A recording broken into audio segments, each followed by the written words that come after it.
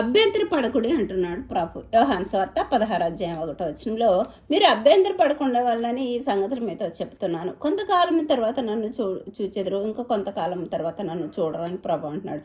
అంటే శిలువలో మరణించి పునరుద్ధాన శక్తి గురించి శిష్యులకు చెప్తా ఉంటే వాళ్ళు అంతా విన్న తర్వాత ఏమంటున్నారంటే, ప్రభు నువ్వు దేవుని దగ్గర నుంచి వచ్చావు, నేను విశ్వసిస్తున్నామంటున్నారు. ఏదో వచ్చి ఏసైనా ముద్దు పెట్టుకొని సెలవుకు అప్పగించగానే శిష్యులంతా పారిపోయి అభ్యంతర పడిపోతారు. అందుకనే ప్రాణం మీద ఆశ ఎప్పుడైతే ఉంటుందో మనము ప్రభువు మీద అభ్యంతర పడుతూ ఉంటాం.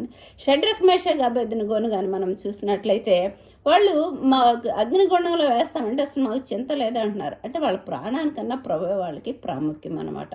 దానియేలు కూడా సింహభవనంలో ఉండి ఏమంటాడంటే, ప్రభు హస్తం నాకు తోడుగా ఉంది, ప్రభు యొక్క సన్నిధి నా ఎదురుగా ఉంది కాబట్టి నేను భయపడను అంటున్నాడు. కాబట్టి యేసు నామములో రక్షణ అని మనం విన్నప్పుడు, యేసయ్య మన పాపాల నిమిత్తం మరణించి పునరుద్ధరణుడయ్యని విన్నప్పుడు మనం విశ్వసించాలి. అభ్యంతరం